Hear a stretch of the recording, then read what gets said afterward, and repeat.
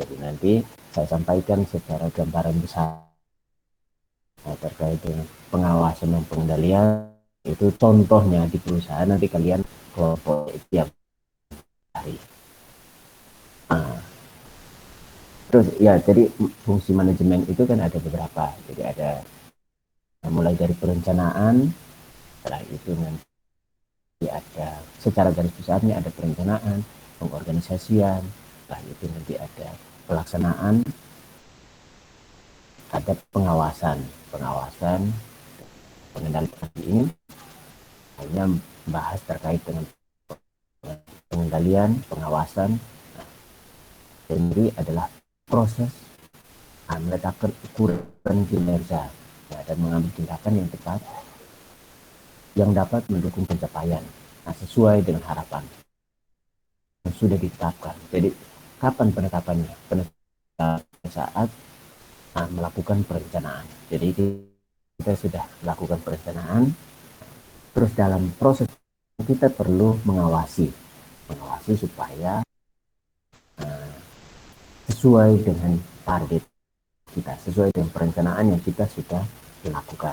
Jadi kita harus ada perencanaan, setelah itu pengorganisasian, masuk lagi pelaksanaan, dan masuk pengawasan. Jadi kita harus mengawasi.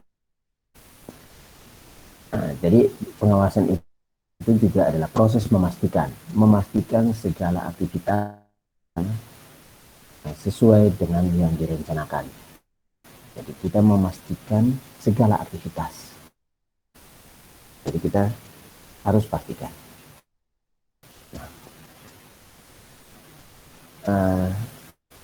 Pengendalian juga adalah proses untuk mempengaruhi para anggota organisasi atau menerapkan strategi organisasi. Nah, ini seperti apa? Nah, jadi kalau di perencanaan, tidak semua orang itu dilibatkan dalam perencanaan. Jadi perlu diingat bahwa kalau di organisasi yang skalanya besar, pada saat perencanaan mungkin hanya top manajemennya atau mungkin hanya manajer-manajer ikut membuat perencanaan. Nah, membuat perencanaan dan menetapkan strategi. Jadi setelah itu bagaimana caranya untuk semua orang di dalam organisasi bisa melaksanakan kegiatan supaya mencapai tujuan atau menerapkan strategi, maka manajemen atau harus mempengaruhi para anggota. Jadi harus mempengaruhi anggota organisasi supaya menerapkan strategi. Paham ya? Jadi pada saat perencanaan tidak semua orang, kecuali memang organisasi kita kecil, misalnya. Maka Allah akan misalnya orang ini pendek, orang yang suka pendek. Oke, Allah itu. Makanya kita temukan ada orang cacat, ada istrinya. Pura-pura ada suami. Ya, Ahmad nanti habis kesempatan untuk khutbah ya.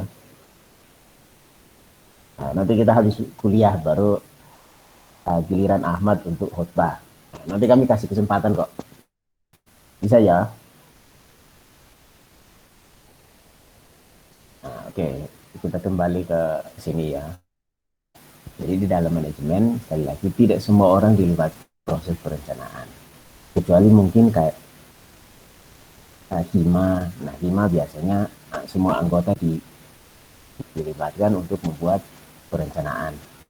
Karena organisasinya kecil, tapi kalau organisasi sudah besar, maka hanya perwakilan. Proses pembuatan perencanaan dan penetapan, giliran proses pelaksanaan, maka manajer ini atau seorang pemimpin dia harusnya mempengaruhi anggota untuk menerapkan strategi yang sudah kan.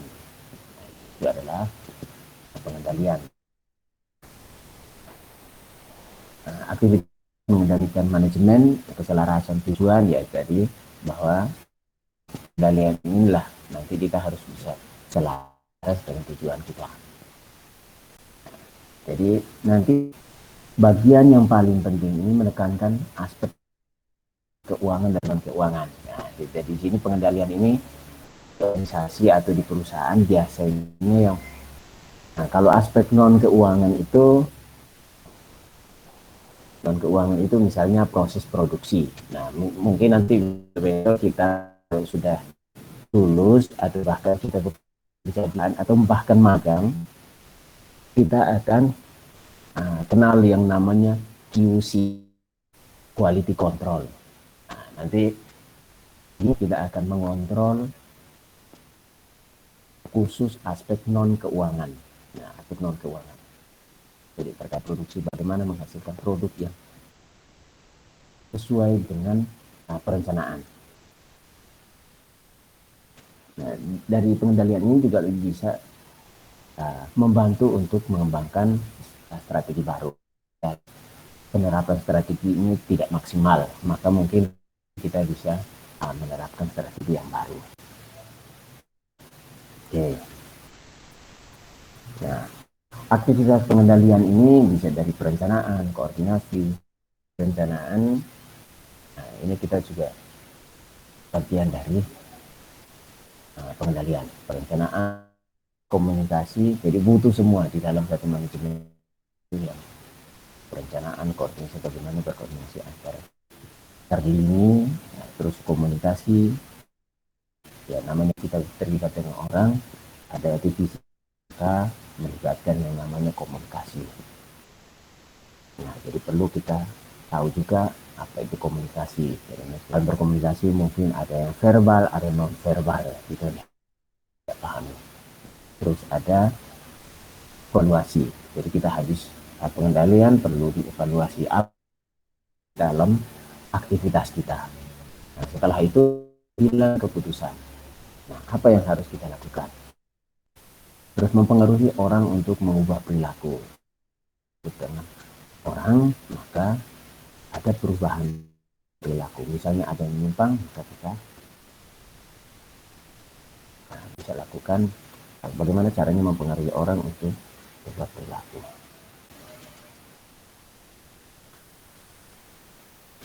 Nah, masalah utama adalah mendorong anggota organisasi untuk mencapai tujuannya sendiri. Mencapai tujuan sendiri secara otomatis itu pencapaian tujuan organisasi. Jadi, nah kita mungkin nanti kita juga ada unsur yang namanya motivasi. Jadi perlu memahami motif orang gitu. Setelah itu mendorong dia untuk bisa mencapai apa yang sudah atau apa yang menjadi cita-citanya, apa yang menjadi tujuan. Nah, setelah itu juga dia bisa mengendalikan diri sendiri,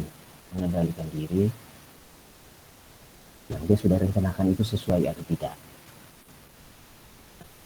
Nah, tujuan, nanti saya sampaikan secara garis. Setelah itu kita di perusahaan itu kayak apa, adaptasi. Jadi tujuan fungsi pengawasan ini mungkin ada adaptasi lingkungan. Jadi ada di dalam organisasi maka perlu ada minimalkan kegagalan. Jadi itu menjadi tujuan pengawasan.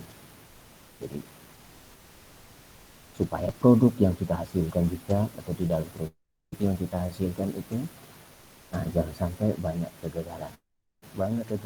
Maka apa yang terjadi? Itu bisa terjadi biaya. Misalnya contoh, ketika kita sudah memproduksi, maka kita jual, kita distribusi. Nah, tiba-tiba ada masalah, gitu. Ada masalah, maka kita harus menarik lagi produk yang kita sudah edar. Nah, menarik produk membutuhkan biaya yang sangat. Jadi caranya untuk mengurangi kegagalan atau mengurangi biaya adalah proses pengendalian dan proses pengawasan ini.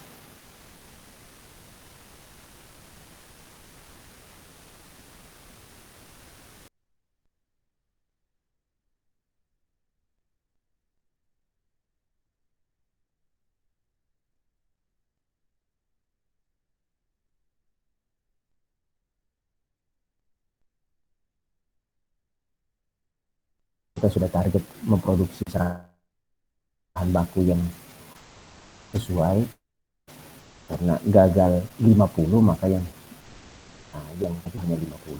Maka apa yang terjadi? Ternyata biayanya keluar banyak, tidak sesuai dengan mengantisipasi kompleksitas dari organisasi. Jadi pengawasan ini, ya namanya organisasi itu banyak orang, banyak kepala. Setiap orang itu dengan pemikirannya sendiri. Kalau tanpa pengawasan maka apa yang terjadi? Bisa setiap orang mengikuti pemikirannya sendiri, maka kegagalan pun bisa terjadi. Karena banyak orang sesuai dengan maunya sendiri. Nah, itu yang bisa terjadi. Jadi kita melakukan pengawasan itu adalah mengurangi beberapa hal. Tadi ada adaptasi lingkungan, jadi mungkin ada lingkungan yang baru, pengawasan. Ada karyawan baru, perlu diawasi. Tujuannya supaya dia sesuai dengan yang kita kerjakan atau kita rencanakan. Minimalkan kegagalan. Ya, jadi kita rencananya memproduksi 100, maka keluarnya harus 100. Tidak boleh berkurang. Terus penggunaan biaya, ini pasti ketika kita produksi produk yang ada yang gagal, maka pasti ada pemborosan biaya. Apalagi sudah didistribusikan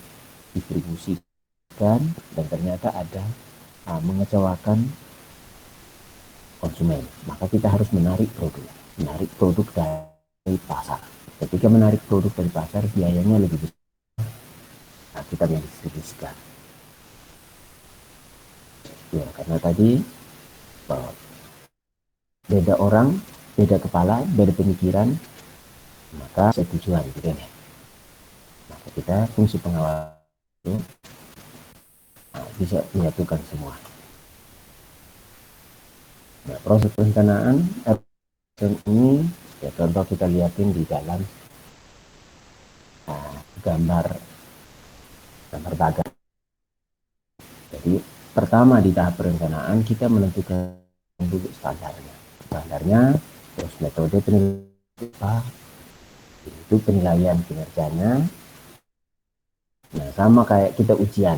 Nah, ujian itu kita sudah nanti kalau penilaiannya ada minimal 81, kita dapat nilai A. Dan seterusnya kalau kurang dari 45 maka dapat E, gitu kan ya. Di dalam pelaksanaannya kita sudah tentukan, sudah punya perencanaan. Kriterianya juga sudah jelas. Setelah itu harus mengikuti ujian. Kita harus menjawab pertanyaan-pertanyaan. Nah, itu menjadi metode penilaian, gitu ya. Ikut ujian, apakah sesuai dengan yang sesuai dengan standar atau tidak. Kalau maka tujuan dikatakan tercapai. Tidak, maka perlu ada koreksi. Lakukan evaluasi ulang atas tekan. Nah, ketika kita ujian kemarin pada saat kalian hadir, saya minta kira-kira sarannya untuk apa. Itu tujuannya adalah supaya apa? Supaya ada umpan balik. Supaya bisa umpan balik dalam kita menentukan standar dalam di bagian perencanaan. Nah, itu yang terjadi. Jadi saya supaya kita bisa melakukan kegiatan lebih baik. Mungkin nanti setelah UAS sama nanti ada evaluasi materi. Mungkin kampus juga akan mengedarkan yang namanya evaluasi, atau bahkan sudah bukan sebenarnya supaya mahasiswa menilai kinerja pelayanan yang selama ini. Nah, itu bagian dari proses untuk umpan balik. Nah, dalam pengawasan itu mulai dari perencanaan, pengorganisasian, terus ada SDM, ada pengarahan, pengawasan, itu selalu ada proses yang namanya pengawasan. Nah, itu bukan hanya pada saat prosesnya saja, tapi semuanya pada saat perencanaan juga ada unsur-unsur ini sudah masuk. unsur pengawasan itu perlu pada saat perencanaan.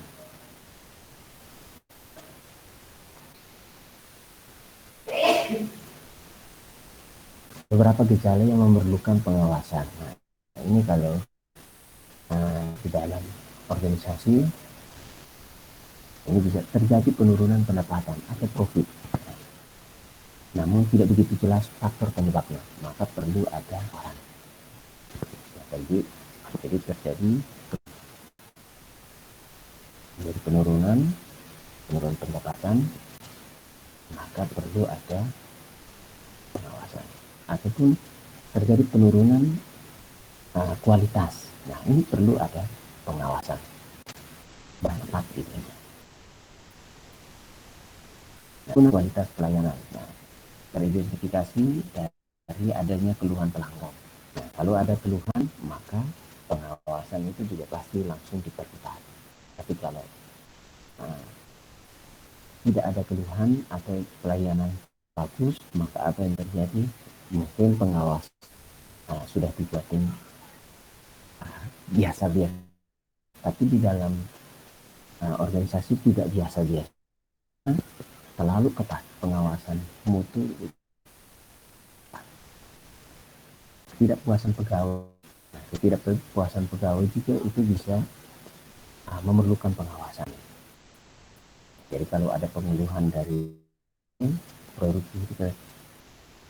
produktivitas kerja yang menurun, maka perlu ada pengawasan. Nah, ketika tiba-tiba nilainya, maka perlu ada evaluasi di situ. Kenapa kok bisa? Nah, mahasiswa ini nilainya hancur semua, gitu. Itu juga bagian dari pengawasan. Kurangnya kas perusahaan. Nah, kalau perusahaan itu sudah mulai kasnya menurun, maka apa yang terjadi? Pasti ada pengawasan juga. Nah, contoh kalau kalian lihat di berita, tiba-tiba mau bangkrut. Nah, itu berarti kas perusahaan ini mulai menurun. Maka apa yang terjadi? Itu langsung pengawas, evaluasi besar-besaran. Nah, karena ada yang salah. Nah, banyaknya pegawai atau pekerja yang kalau tiba-tiba pegawai pekerja yang ternyata tidak kerja, dia kelihatannya nganggur-nganggur saja gitu. Berarti itu adalah gitu. Perlu ada pengawasan. Tidak terorganisasinya setiap pekerjaan dengan baik. Nah, mungkin masing-masing kerja sendiri, ya gitu. Jadi setiap divisi itu bisa melakukan sendiri, ternyata tidak terorganisasi dengan baik. Nah, maka perlu ada pengawasan. Biaya yang lebih dari anggaran. Nah, kalau biaya pengeluaran lebih besar, maka ternyata membutuhkan yang namanya pengawasan. Adanya penghamburan atau inefisiensi. Jadi ini terjadi pemborosan, maka perlu ada pengawasan.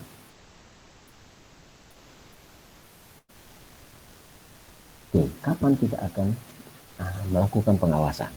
Pengawasan itu bukan hanya pada saat proses kegiatannya saja, tapi mulai dari awal, dari proses input itu sudah ada proses. Jadi pada saat input perusahaan, contoh di perusahaan lah RTA, saat inputnya yang mana? Inputnya adalah ayam yang akan dipotong, yaitu input. Maka ayam yang akan dipotong itu bagaimana caranya? Sudah bisa tentukan kriteria. Jadi mungkin kriterianya bagaimana? Ukuran ayam, terus secara kesehatan ayam, itu jadi itu di awal. Kita sudah tahu ukuran ayam yang akan dipotong itu adalah 1 kilo misalnya. 1 kilo, maka Ketika ayam diambil dari kandang dan dibawa ke RPA, kita sudah bisa mengawasi apakah sesuai atau tidak.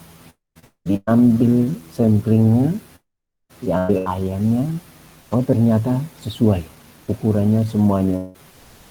Terus nanti berat ayam juga sesuai dengan kebutuhan, maka dia bisa lolos untuk dilakukan proses pemotongan. Itu di bagian input. Setelah sudah sesuai, nah mungkin dari secara ukuran sudah sesuai, maka kita cek lagi kesehatan ayamnya sakit atau sehat. Nah, jadi dicek dulu, ini masih di input. Cek kesehatannya, kalau memang ayamnya sehat, maka kita akan melanjutkan ke tahap berikutnya lagi.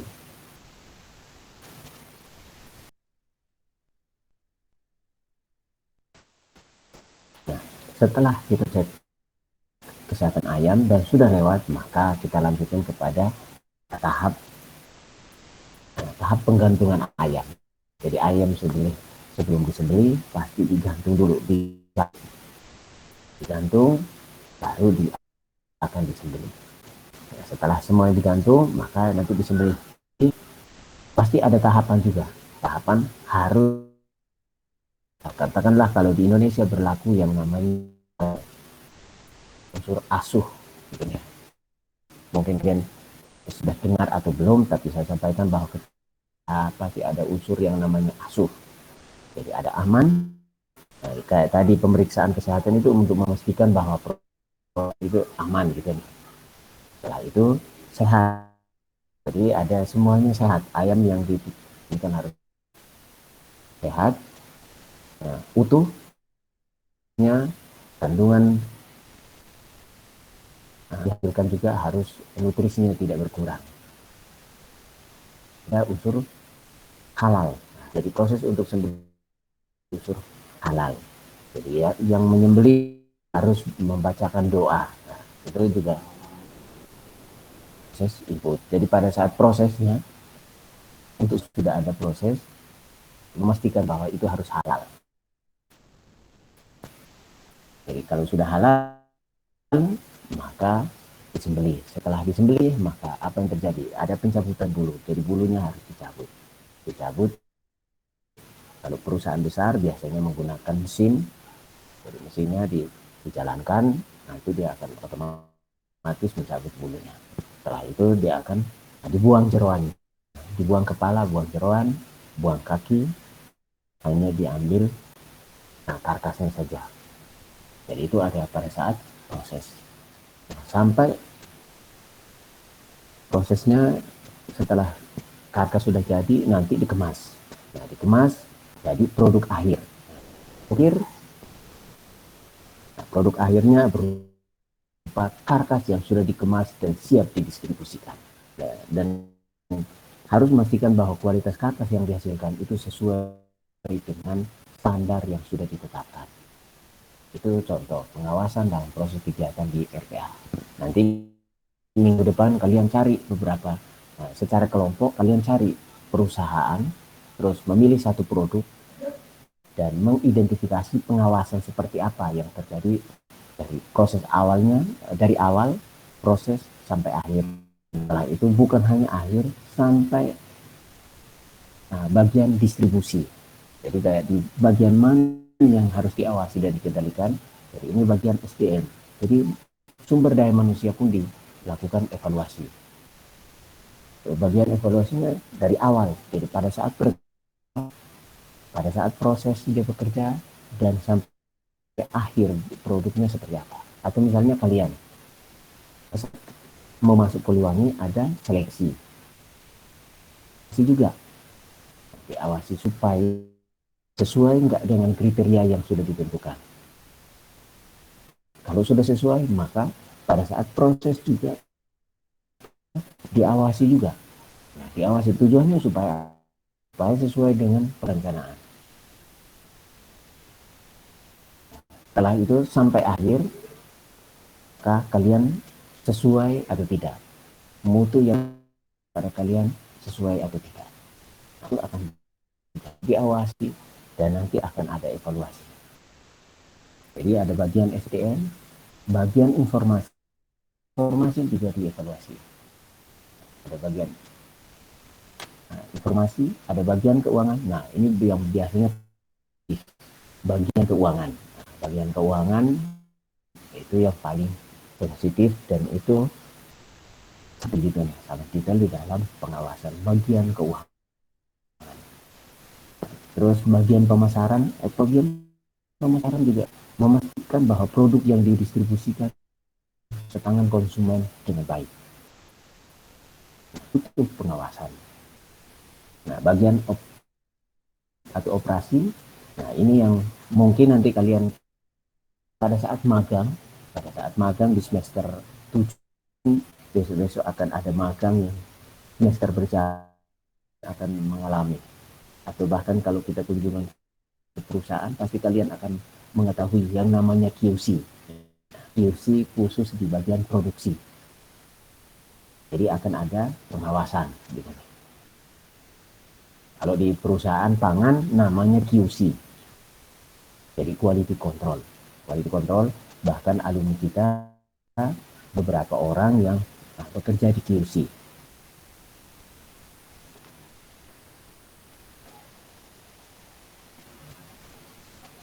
Nah, jadi kalau di bagian ESDM, nah, jadi perlu dia tahu terkait dengan kedisiplinan. Jadi akan diterapkan kedisiplinan, sistem disiplin bagi pegawai. Setelah itu harus tahu jalur. Nah, jadi pengawasan SDM ini harus sesuai dengan jalur karir. Jadi tujuannya untuk apa? Karirmu bisa meningkat kalau di perusahaan. Jadi ada peningkatan karir.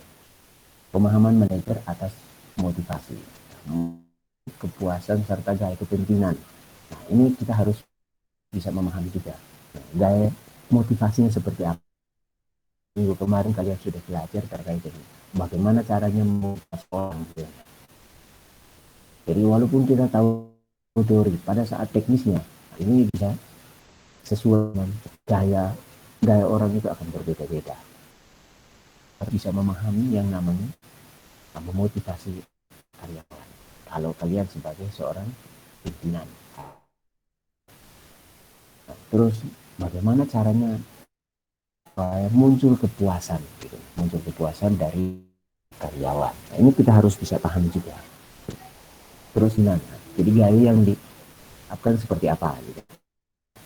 Ya mungkin di awal-awal Pak Dan menyampaikan terkait dengan kepimpinan gitu ya. Jadi mungkin gaya yang seperti apa, yang demokratis kah atau otoriter kah? Jadi ini terkait dengan teman manajer, terkait dengan bagaimana caranya memunculkan kepuasan, terus gaya kepimpinan yang dia terapkan. Terus kalau di pengawasan di bidang informasi, maka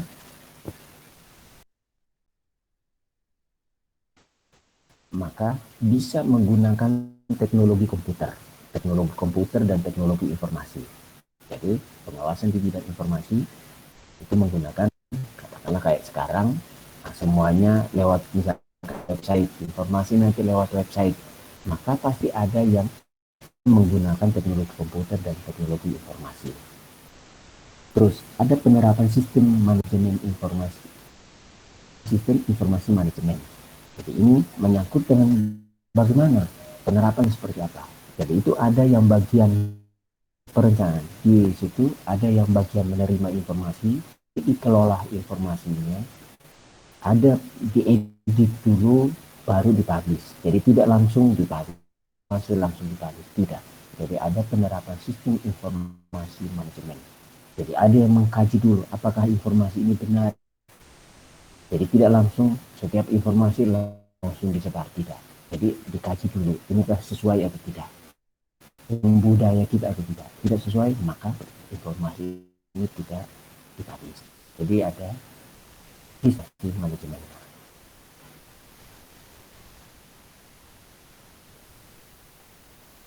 Terus berikutnya lagi, kalau di bagian keuangan maka ada analisis laporan keuangan gitu ya. Analisis laporan keuangan, ada laporan, ada pengelolaan biaya. Nah, ini biasanya sangat sangat detail gitu ya, karena menyangkut nyawa perusahaan gitu. Kalau bagian keuangan menyangkut dengan ya bagian yang vital, yang diterima di bidang keuangan juga pasti orang-orang yang pengalaman, aman dalam mengelola keuangan, pengalaman dalam melakukan sampai bisa mengevaluasi dan merencanakan. Ini bagian keuangan. Terus kalau bagian pemasaran, jadi pengawasan di sini juga kita mengevaluasi atas pasar sasaran dan pasar potensial. Jadi pasar sasaran ini adalah mungkin di awal kita punya perencanaan produk kita mau dipasarkan ke apakah pasar menengah ke bawah atau atas. Nah, kalau pasar menengah ke atas, maka nanti yang daerah potensialnya di mana? Daerah potensialnya yang mana? Apakah di Banyuwangi orang ekonomi menengah ke atas itu potensial? Oh tidak, ternyata yang cocok itu daerah Bali. Maka kita evaluasi dan kita akan lakukan ke Bali. Jadi kita ke Bali. Karena di Banyuwangi ternyata kita evaluasi ternyata tidak cocok kita. Itu kita lakukan evaluasi. Nah, terus evaluasi atas perilaku konsumen. Kita memperhatikan juga. Katakanlah tadi saya contohkan di Banyuwangi. Oh, dia cocoknya yang seperti apa? Karena katanya oh, tidak cocok. Oh, ternyata budaya orang Osing ini dipengaruhi oleh agama. Dipengaruhi oleh agama. Kalau sesuatu harus ada unsur halal gitu. Maka kita harus penuhi dulu. Ini perilaku orang untuk membeli produknya harus ada unsur halalnya. Maka kita harus punya bukti produk. Nah, itu yang kita harus penuhi. Nah, karena memang perilaku konsumennya dengan kebutuhan. Nah, evaluasi atas strategi pemasaran, bauran pemasaran dilakukan. Jadi, kalau kita sudah tahu perilaku, evaluasi juga. Apakah yang selama ini untuk Banyuwangi tadi itu cocok atau tidak? Kalau tidak cocok, pakai cara yang lain. Nah, itu yang terjadi dengan di bidang pemasaran. Nah, nanti kalau bagian pemasaran ini juga di semester 6 ada khusus mata kuliah terkait dengan pemasaran. Jadi bagian pemasaran ini bagaimana caranya menetapkan strategi pemasaran, mengevaluasinya itu ada di semester 6. Kita cukup sekilas tahu terkait dengan oh ternyata kalau kita distribusikan produk juga harus lakukan pengawasan. Nah, terus kalau bagian operasi, nah, jadi nanti mungkin kalau di semester akan datang atau yang namanya HACCP, gitu nih, HACCP, gitu nih. Nah, HACCP ini menyangkut produksi, aspek produksi. Jadi nanti kalian nanti tugasnya adalah mencari.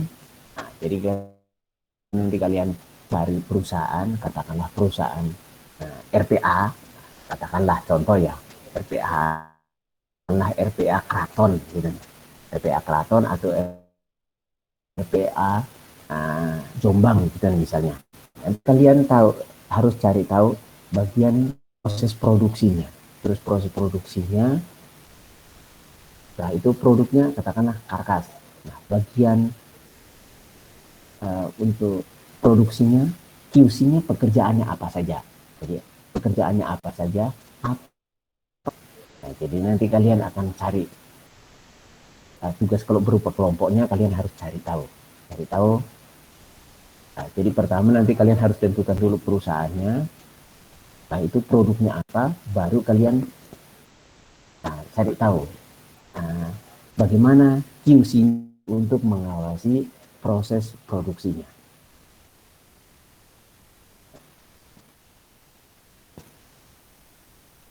Mungkin kalau ada yang mau tanya dulu, silahkan.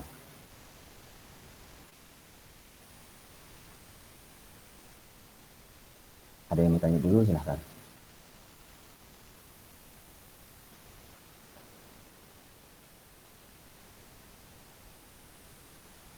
Ada?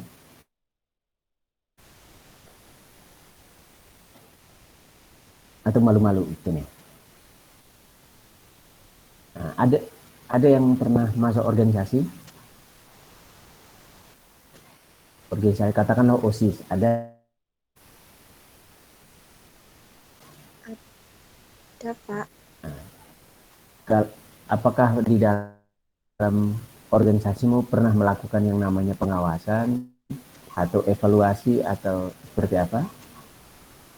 Nah, Pernah. nah coba ceritakan kayak apa? Yuk, udah Nurul gitu. Mungkin organisasi. Silahkan, ayo.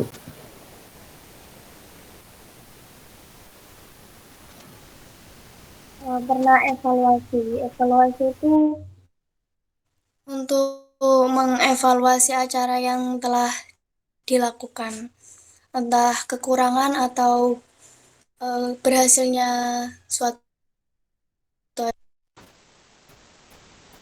Terus yang lainnya, Nurul?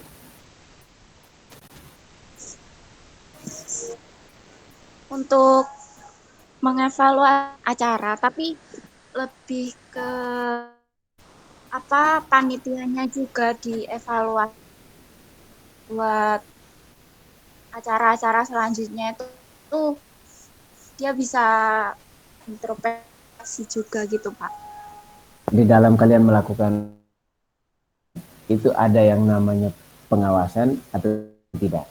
Jadi memastikan bahwa ini harus sesuai dengan ada.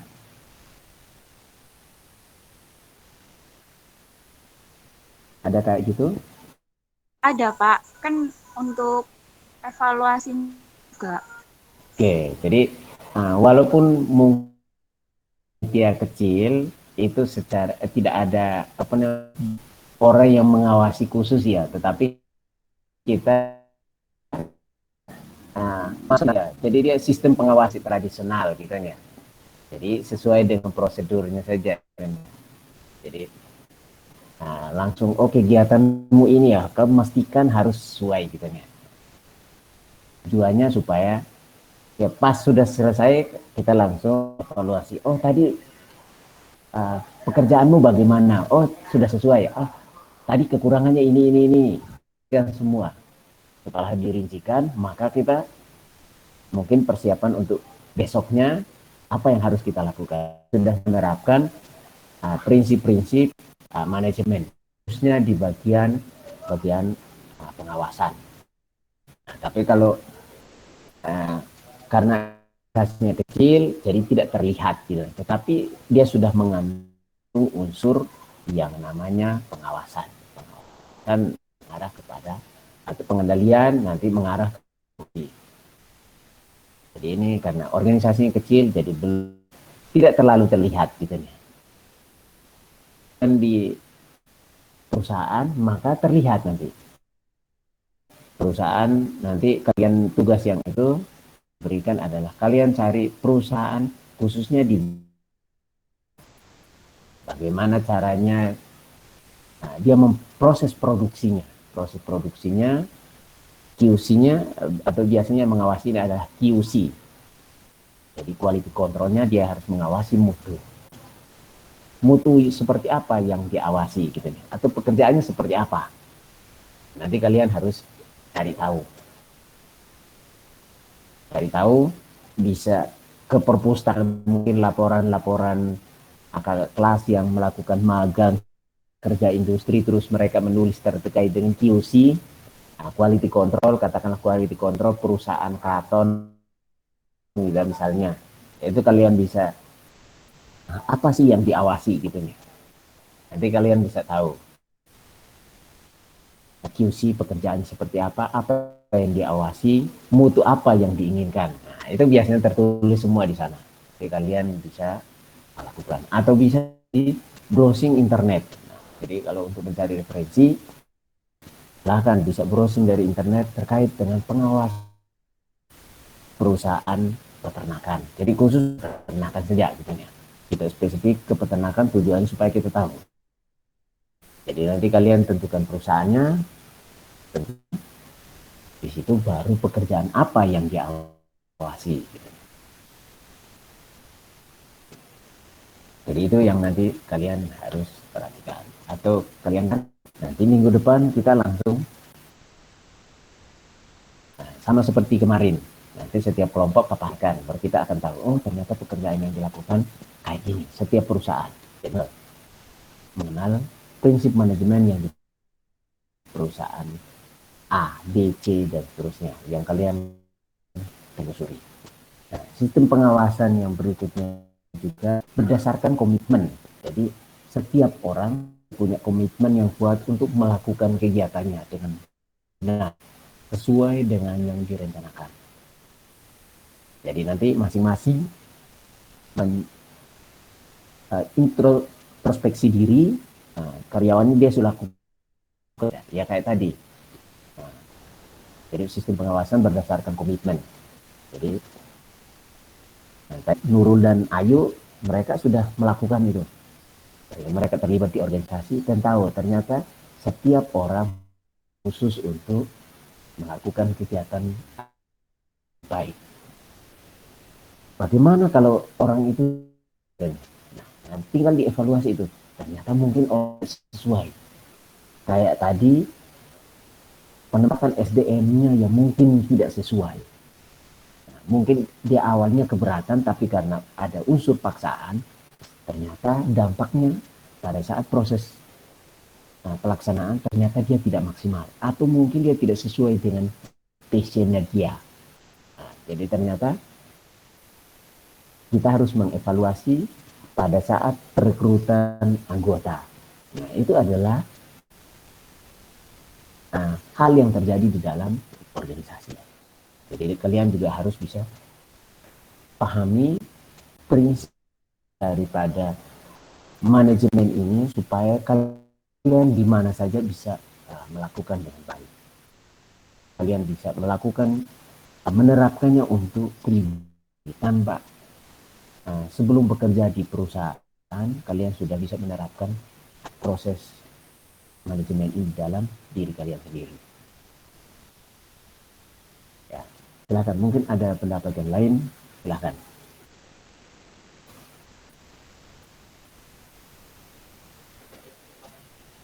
Ada?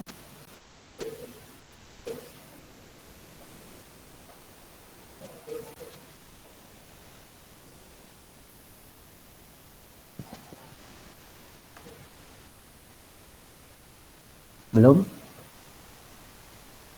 Oke. Atau selain Ayu dan Nurul, mungkin ada yang pernah terlibat di organisasi. Itu tadi organisasi di Nurul sama Ayu.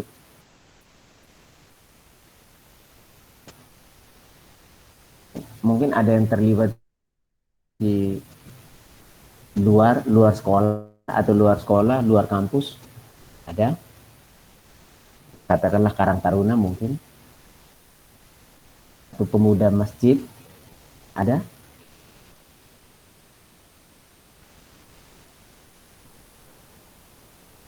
Tidak ada yang terlibat?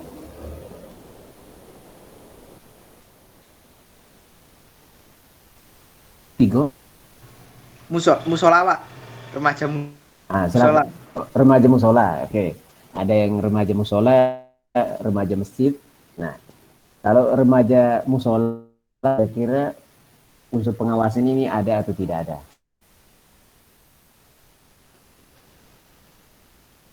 Silahkan Tigo.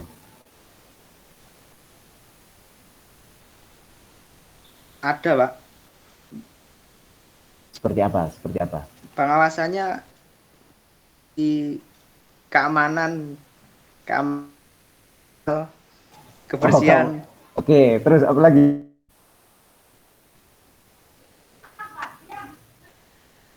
Terus apa lagi?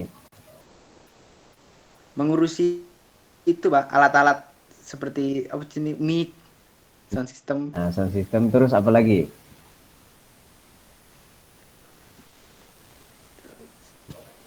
Jadwal adzan Pak, jadwal azan. Oke, jadwal azan juga harus memastikan ya. Ya. Memastikan bahwa katakanlah hari ini Viko yang nanti maghrib, dia yang azan. Nah, jangan sampai Viko malah ketiduran gitu ya. Nah, itu kan berarti ada yang memastikan Viko ini sudah harus standby pada saat menjelang maghrib. Berarti ada unsur pengawasan.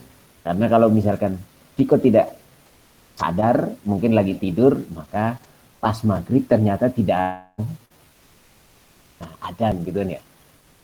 Kalau tidak ada yang adzan, maka satu kampung bisa ngamuk gitu kan bisa ngabukin Viko gara-gara sudah jadwalnya ternyata dia nggak aktif pada saat posisinya dia. Itu mungkin hal yang sepele gitu, tetapi itu fungsi manajemen juga.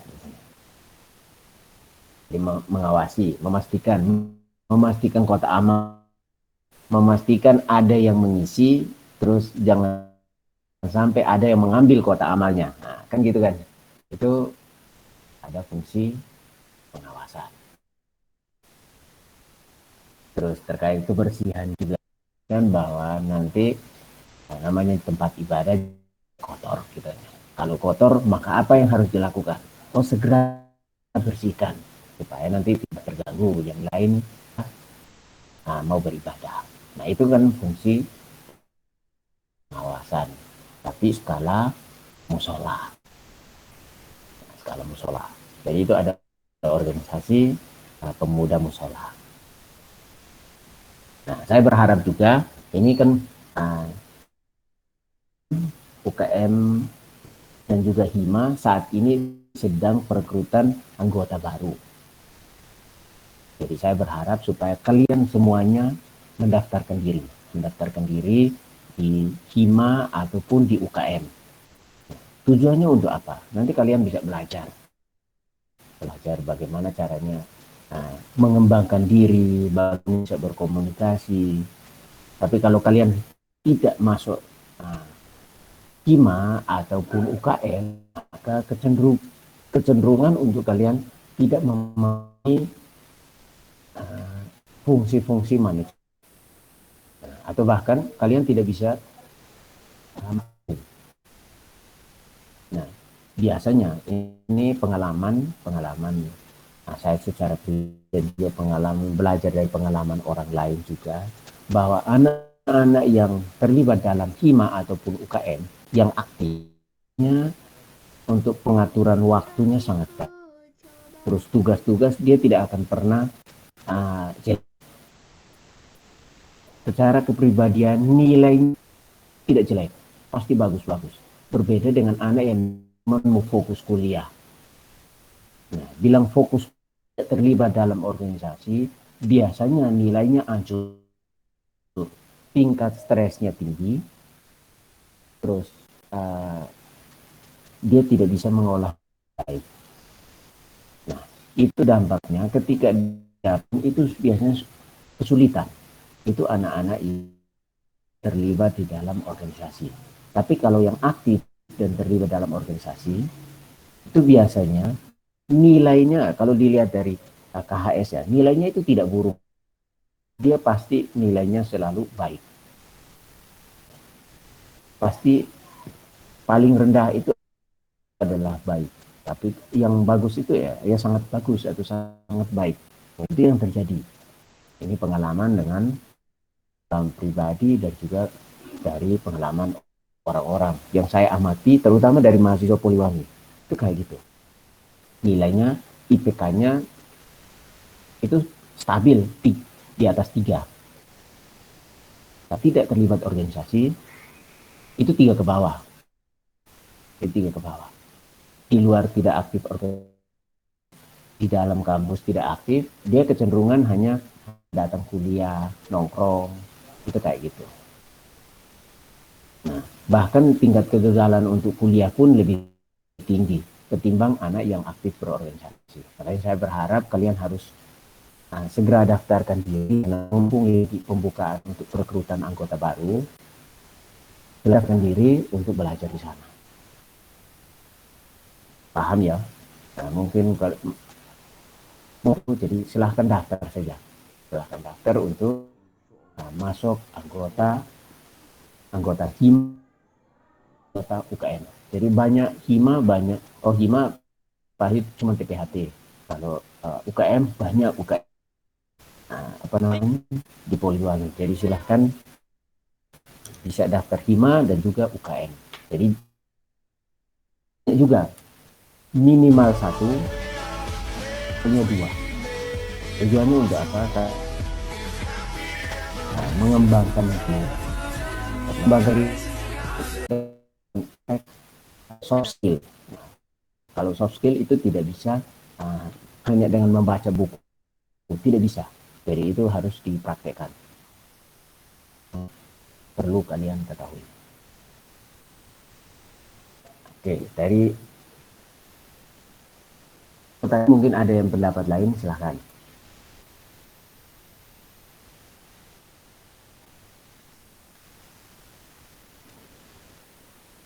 Indra mungkin? Indra? Ada Indra?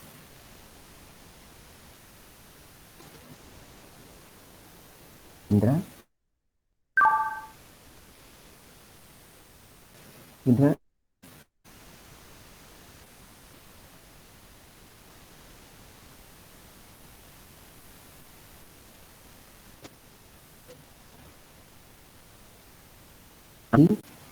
Andi Setiawan ini ada? Ada, Pak. Oke. Pernah tahu terkait dengan pengawasan?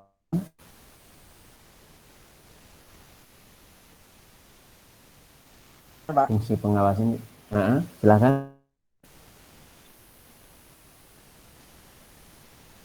Pernah tahu?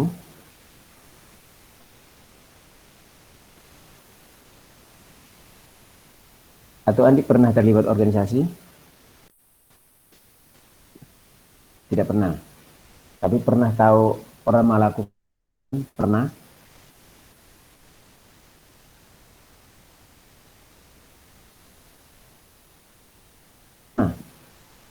Mungkin kalau kemarin pemilihan kepala daerah pasti ada panwasnya, pernah tahu kan ya? Pernah? Andi? Nah, pernah dengar juga kan pengawasan pemilu? Pernah?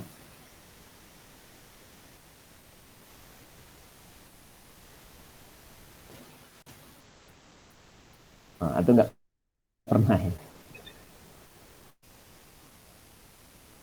Gimana Andi?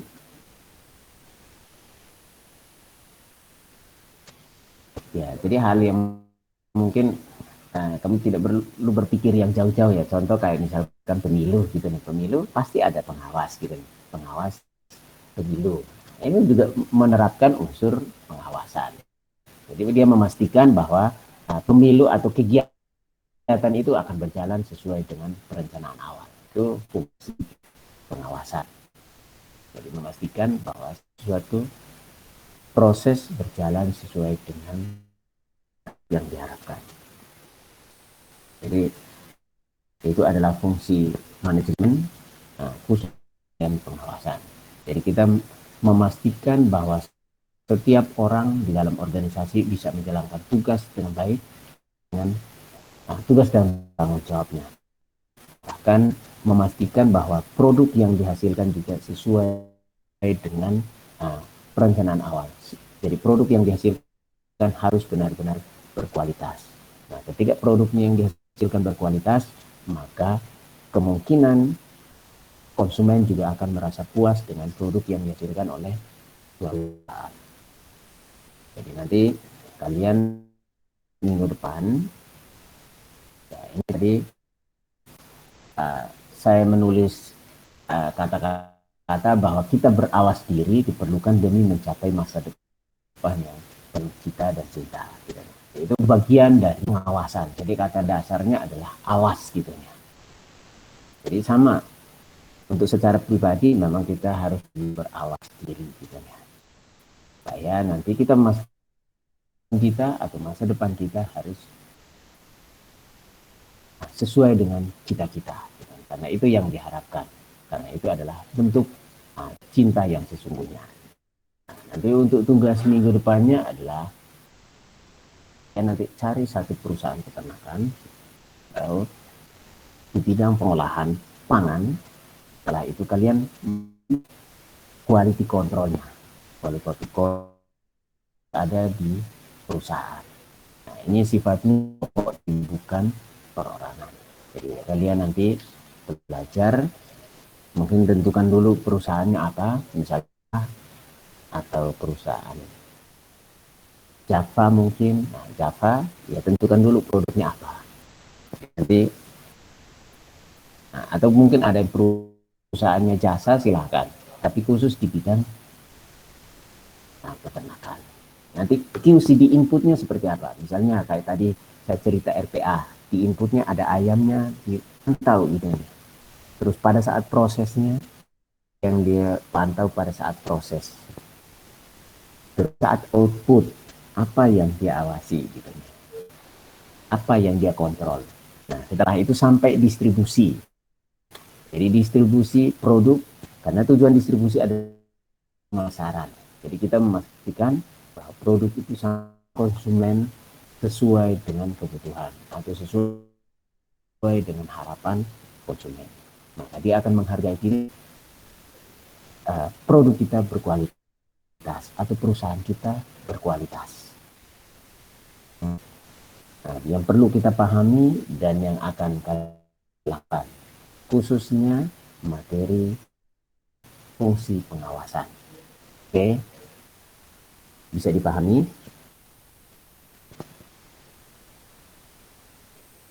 Bisa? Bisa, Pak. Oke, nanti kalian silahkan kelompoknya berdiskusi, mencari perusahaannya, terus pengawasan produknya. Nah, pengawasannya jadi nanti ada distribusi. Dulu produknya satu aja, nggak usah banyak-banyak. Sosis misalnya, perusahaan atau Sonais gitu nih. Nah, produk sosis Sonais. Berarti inputnya apa saja atau apa saja yang diawasi. Jadi diawasi dari bahannya, kayak apa sih bahannya? Bahan utama, bahan. Setelah itu prosesnya, proses sosisnya itu kayak apa sih? Apa yang diawasi? Gitu. Sampai menghasilkan yang berkualitas. Berarti masuk outputnya apa yang diawasi. Itu sampai distribusi sosis Sonais tadi kayak apa sih, supaya nanti saya sebagai konsumen, saya makan sosis yang kamu produksi tidak beracun gitu atau tidak rusak. Itu berarti kan kita sudah fungsi pengawasan. Oke, bisa jadi pahami. Nanti kalian bisa kumpulkan makalahnya. Setelah itu PPT-nya nanti kalian sajikan setiap kelompok sama. Jadi kalian paparkan, perusahaan kalian apa, terus produknya apa, QC pengawasannya kayak apa. Bisa dipahami? Bisa, Pak. Oke. Kalau bisa, mungkin itu pemaparan dari saya. Kalau ada yang tanya, silahkan.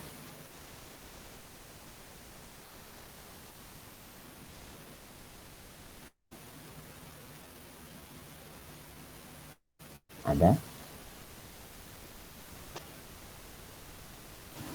Tidak ada?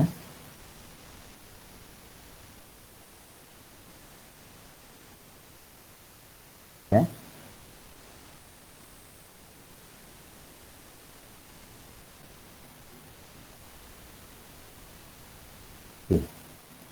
Kalau tidak ada, berarti saya menganggap bahwa semuanya sudah memahami ya, fungsi pengawasan ini, bahwa sekali lagi bahwa fungsi pengawasan untuk kita memastikan kegiatan berjalan sesuai dengan proses perencanaan. Dalam proses pengawasan ada yang berubah, atau ada yang mungkin tidak sesuai, maka akan evaluasi. Evaluasi di bidang SDM-nya, bidang proses produksinya, terus mungkin bidang distribusinya. Nah, ini semuanya perlu. Mungkin sistem informasinya, ini juga diawasi. Diawasi tujuannya supaya apa? Sesuai dengan perencanaan awal. Mungkin itu yang dapat saya sampaikan untuk pagi hari ini. Mohon maaf. Selamat pagi. Assalamualaikum warahmatullahi wabarakatuh. Waalaikumsalam